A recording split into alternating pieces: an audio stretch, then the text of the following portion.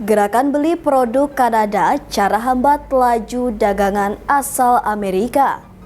Perang nuklir Amerika versus Iran, kedua negara saling menunggu menyerang. 10 alasan Rusia tidak bakal kalah dari Ukraina, walaupun digempur Amerika dan NATO. Respon Sri Mulyani lawan perang tarif Donald Trump, Indonesia tidak takut. Halo sahabat pojok, minggu ini kita akan menyajikan berita-berita terupdate, aktual, dan berbagi informasi menarik lainnya selama sepekan. Bersama saya Hesti Hadayani di program Resum Pojok Negeri Media.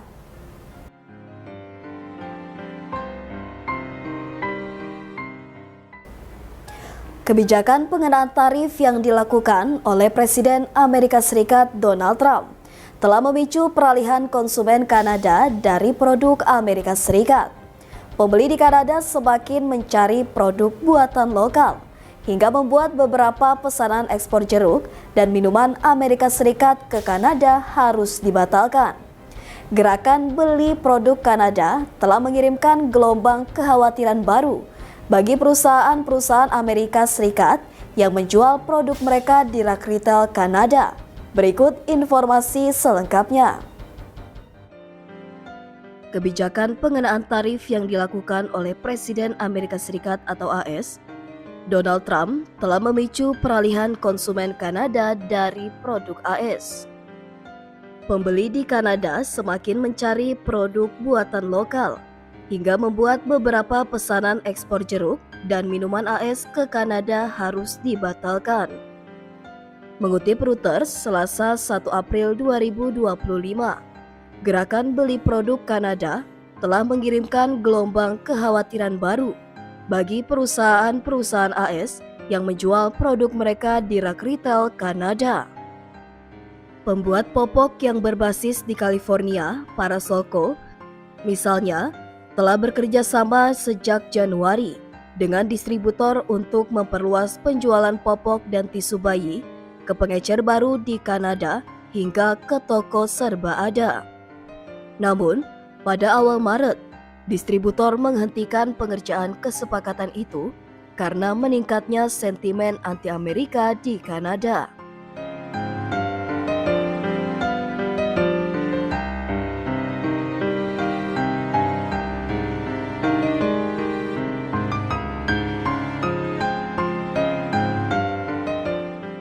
Penataan ulang rak-rak retail di Kanada menggambarkan dampak konsumerisme patriotik di negeri pecahan es tersebut, yang pernah mengimpor hampir 350 miliar US dollar produk dari Amerika Serikat pada tahun 2024 lalu.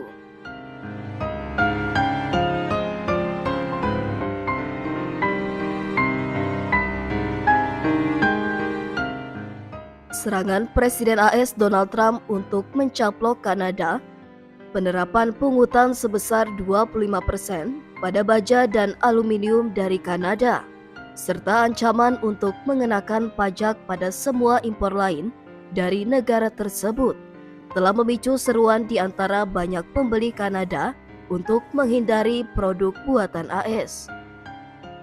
Parasol yang menjual produknya terutama secara daring dan ditarget, bahkan memutar otak dengan berupaya memberi label pada kemasannya dalam bahasa Prancis untuk para pembeli di Kanada. Gerakan beli produk Kanada bahkan tak hanya menghambat satu bisnis popok saja, tetapi juga minuman dan buah jeruk dari AS. Pada awal Maret, pembuat Jack Daniel's Brown-Forman menyebut penarikan bourbon dan whisky Amerika dari toko minuman keras Kanada lebih buruk daripada tarif pembalasan Kanada dan respon yang tidak proporsional terhadap pungutan Trump.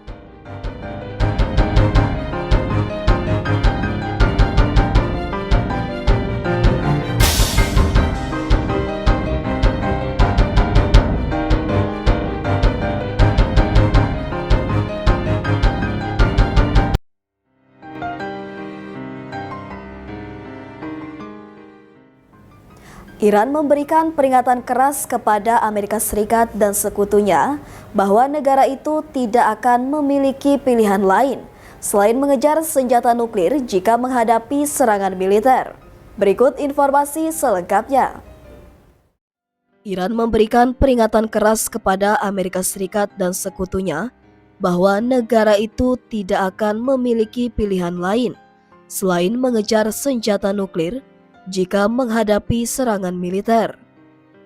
Peringatan ini disampaikan oleh Ali Larijani, penasihat senior pemimpin tertinggi Iran, Ayatollah Ali Khamenei, sebagai respon terhadap ancaman Presiden AS Donald Trump untuk mengebom Iran jika Teheran menolak kesepakatan nuklir baru. Pernyataan ini menambah ketegangan yang terus meningkat antara Iran dan AS, di mana kebijakan tekanan maksimum yang diterapkan oleh Trump telah memperburuk hubungan kedua negara. Pemerintah AS telah memberlakukan kembali sanksi berat untuk melemahkan ekonomi Iran dan menghentikan program nuklirnya. Meskipun Iran secara konsisten membantah memiliki niat mengembangkan senjata nuklir, ancaman terbaru ini menandakan bahwa ketegangan dapat berujung pada eskalasi lebih lanjut. Dalam wawancara dengan televisi pemerintah Iran, Larijani menegaskan bahwa Iran tidak sedang mengejar senjata nuklir, tetapi bisa dipaksa untuk mempertimbangkannya jika diserang.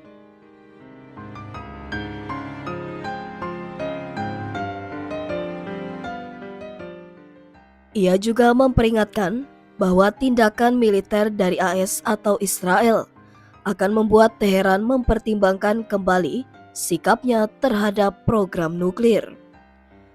Pernyataan ini muncul setelah Direktur Intelijen Nasional AS, Tulsi Gabbard, menyatakan bahwa Washington tidak percaya Iran sedang mengembangkan senjata nuklir.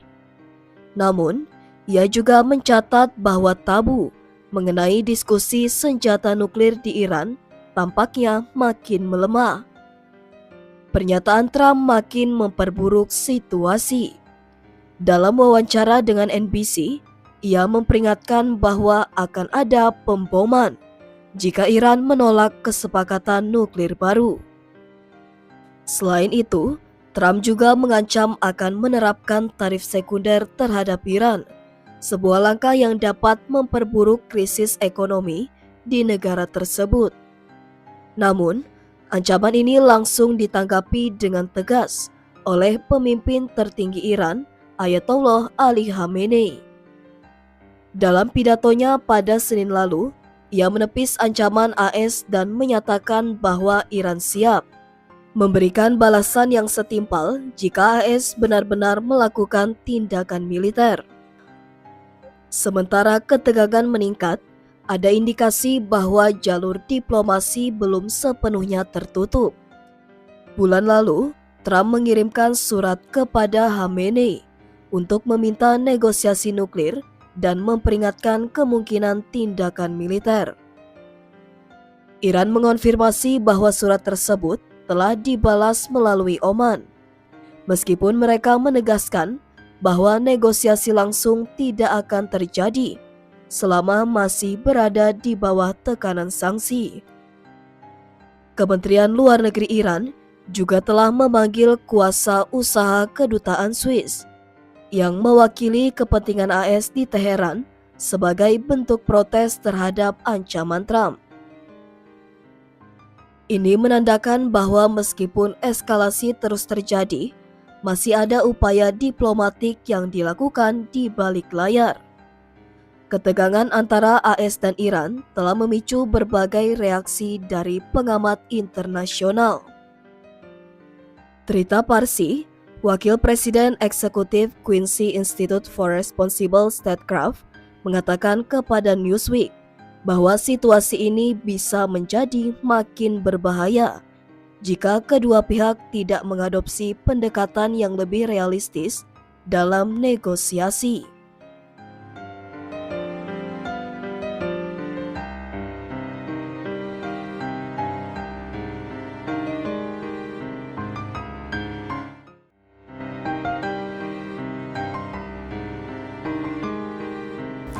Perang antara Rusia dan Ukraina telah berlangsung bertahun-tahun tanpa ada kejelasan kapan akan berakhir. Meski demikian, banyak pihak memprediksi Rusia yang akan muncul sebagai pemenangnya. Berikut 10 alasan Rusia tidak bakal kalah dari Ukraina, walaupun digempur Amerika dan NATO.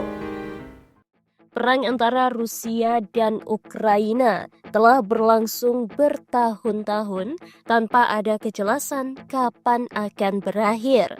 Meski demikian, banyak pihak memprediksi Rusia yang akan muncul sebagai pemenangnya. Berikut ini penjelasan mendalam mengenai berbagai alasan mengapa Rusia dianggap sebagian pengamat tidak mungkin kalah dalam konflik melawan Ukraina. Dilihat dari berbagai sudut pandang, strategis, militer, ekonomi, geopolitik, dan sejarah. Perlu dicatat, ini bukan bentuk dukungan terhadap perang atau kekerasan, melainkan kajian analitis dari faktor-faktor yang dianggap membuat Rusia sangat sulit dikalahkan dalam konflik ini. 1. Kekuatan militer konvensional Rusia. Rusia adalah pewaris utama kekuatan militer Uni Soviet dengan salah satu angkatan bersenjata terbesar dan paling berpengalaman di dunia. Rusia memiliki lebih dari 1 juta personel militer aktif dan cadangan dalam jumlah besar. Ukraina memiliki pasukan yang kuat namun secara kuantitas tetap kalah jauh. Rusia memiliki gudang senjata yang luas, termasuk artileri berat, tank seperti T-90, jet tempur, Su-35, Su-57, dan sistem pertahanan udara S-400. Rusia mampu memproduksi sebagian besar peralatan perangnya sendiri tanpa tergantung pada impor, berbeda dengan Ukraina yang sangat tergantung pada bantuan luar negeri. 2. Kekuatan nuklir. Salah satu alasan paling kuat mengapa Rusia dianggap tidak mungkin kalah adalah karena ia memiliki arsenal nuklir terbesar di dunia. Rusia memiliki sekitar 6.000 hulu ledak nuklir dan kemampuan meluncurkannya melalui berbagai platform, ICBM atau Intercontinental Ballistic Missile, SLBM, Submarine Launch Ballistic Missiles, dan bomber strategis. Ancaman penggunaan senjata nuklir, meskipun secara etis dan moral sangat dikecam, tetap menjadi alat tawar yang sangat kuat dalam geopolitik. NATO dan Amerika Serikat sangat berhati-hati agar tidak memprovokasi Rusia hingga titik yang bisa memicu eskalasi nuklir. 3. Dukungan domestik dan ketahanan politik. Presiden Vladimir Putin telah mengkonsolidasikan kekuasaan dalam negeri secara efektif. Dukungan terhadap operasi militer khusus di Ukraina telah dipupuk melalui kontrol media dan narasi nasionalisme. Tidak adanya oposisi politik kuat. Banyak tokoh oposisi ditangkap atau dibungkam. Pemerintah Rusia mengontrol media utama dan platform online, sehingga membentuk opini publik sesuai kebijakan negara. Rusia telah mengembangkan sistem yang tahan terhadap sanksi sejak 2014, dengan peningkatan ketahanan pangan dan diversifikasi perdagangan. 4. Cadangan sumber daya alam yang luar biasa. Rusia adalah salah satu negara terkaya dalam sumber daya alam. Rusia adalah salah satu eksportir gas alam terbesar di dunia. Meski Eropa mengurangi ketergantungannya, Rusia tetap bisa menjual ke Asia seperti Cina dan India, termasuk uranium, titanium, nikel, dan aluminium. Rusia adalah salah satu eksportir gandum terbesar di dunia. Sumber daya ini tidak hanya menopang ekonomi domestik, tetapi juga menjadi alat tekanan geopolitik terhadap negara-negara lain. 5. Ketergantungan dunia pada Rusia. Meskipun banyak negara barat telah menjatuhkan sanksi, Rusia tetap memiliki mitra dagang strategis seperti China, India, Iran, dan negara-negara di Asia Tengah, Afrika, dan Amerika Latin. India dan China tidak memihak barat, keduanya tetap membeli minyak dan gas dari Rusia. Banyak negara di Afrika dan Asia menganggap konflik ini sebagai konflik Barat versus Rusia, dan mereka memilih netral atau bahkan mendukung Rusia secara diam-diam karena alasan ekonomi. 6. Letak geografis dan keuntungan logistik. Rusia memiliki kendali penuh atas logistik internalnya. Ukraina di sisi lain sangat tergantung pada logistik dari negara lain, seperti senjata dari Amerika Serikat dan Uni Eropa yang rentan terhadap perubahan kebijakan atau tekanan politik domestik di negara-negara tersebut. Rusia dapat mengirim pasukan, logistik, dan suplai dengan efisien dan cepat. Sulit bagi pasukan asing untuk melakukan serangan balik ke wilayah Rusia secara langsung. 7. Perang jangka panjang dan strategi menguras. Rusia tampaknya menyiapkan diri untuk konflik jangka panjang dengan mobilisasi bertahap. Tidak semua sumber daya dikerahkan sekaligus, tetapi cukup untuk mempertahankan inisiatif. Ukraina sangat bergantung pada bantuan dari Barat yang memiliki batas waktu tergantung pada sikap politik di masing-masing negara. Jika Amerika Serikat atau Eropa mengalami krisis ekonomi atau perubahan politik, dukungan terhadap Ukraina bisa menurun drastis. 8. Perang informasi dan propaganda. Rusia memiliki jaringan propaganda dan perang informasi yang kuat, baik secara domestik maupun internasional. Melalui berbagai media dan saluran diplomatik, Rusia berusaha mempengaruhi opini publik di negara-negara Barat dan Global South, membingkai konflik sebagai perlawanan terhadap hegemoni Barat, mengangkat isu-isu seperti rusaknya moral Barat, dekadensi, dan anti-Rusia sebagai wacana global. 9. Kelelahan dan keterbatasan Barat. Bantuan Barat, terutama dari Amerika Serikat, bukan tanpa batas. Munculnya suara-suara kontra bantuan dalam politik Amerika Serikat dan Eropa, krisis ekonomi dan sosial di negara-negara Barat, pemilu di Amerika Serikat dan negara-negara Eropa yang dapat mengubah kebijakan luar negeri. Rusia hanya perlu bertahan cukup lama hingga dukungan terhadap Ukraina melemah dengan sendirinya. 10. Pengalaman perang dan mentalitas bertahan. Rusia sebagai negara pewaris Uni Soviet memiliki sejarah panjang dalam menghadapi invasi dan konflik besar. Pengalaman dari Perang Dunia II atau Patriotic War telah menjadi bagian dari identitas nasional Rusia.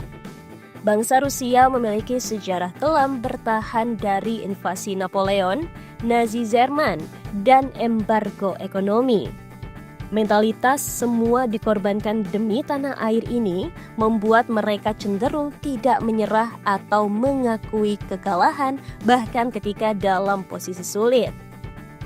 Secara ringkas, berbagai alasan yang membuat Rusia sangat sulit dikalahkan dalam konflik melawan Ukraina mencakup kekuatan militer dan senjata nuklir, kontrol politik dan dukungan domestik, ketahanan ekonomi berbasis sumber daya alam, dukungan global dari negara-negara non-barat, strategi perang jangka panjang, dan logistik yang solid, kemampuan dalam propaganda dan perang informasi, mentalitas nasional, dan pengalaman historis.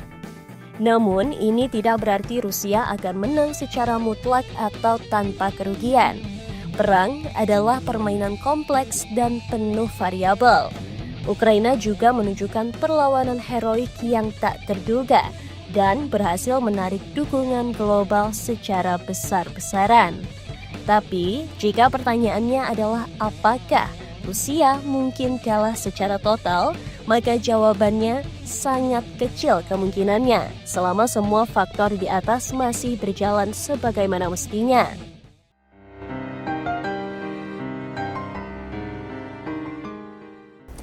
Kebijakan Presiden Amerika Serikat Donald Trump yang mengenakan tarif perdagangan terbaru terhadap negara-negara mitra dagang utamanya kini mencakup Indonesia.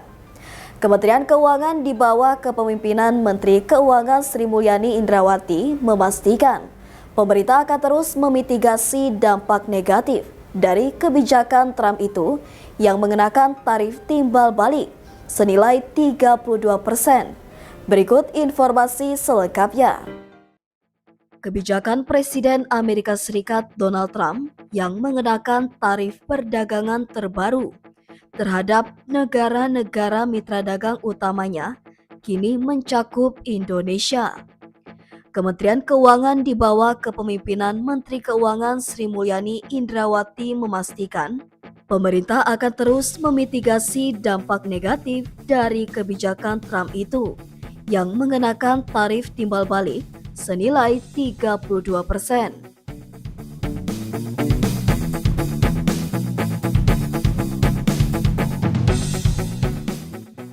Denny menekankan, kebijakan Trump dilakukan termasuk kepada negara dengan defisit perdagangan besar dan tarif yang lebih tinggi dari tarif AS atau tarif gap. Meskipun pada 2024, Indonesia menempati peringkat 15 sebagai negara dengan defisit perdagangan terbesar bagi AS dengan nilai defisit 19,3 miliar US dollar. Namun tarif gap Indonesia relatif kecil dibandingkan negara lain.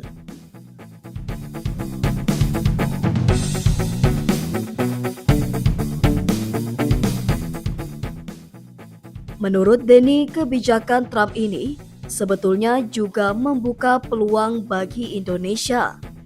Jika negara yang terekspos tarif resiprokal menghadapi kenaikan biaya ekspor ke AS, maka terdapat potensi relokasi industri ke negara lain yang dianggap lebih aman dari kebijakan ini, termasuk Indonesia.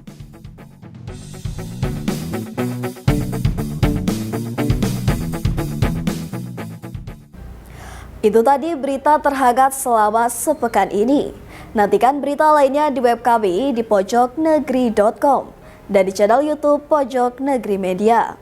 Jangan lupa untuk komen, like, dan subscribe channel kami. Kami undur diri, sampai jumpa di Resum pekan depan.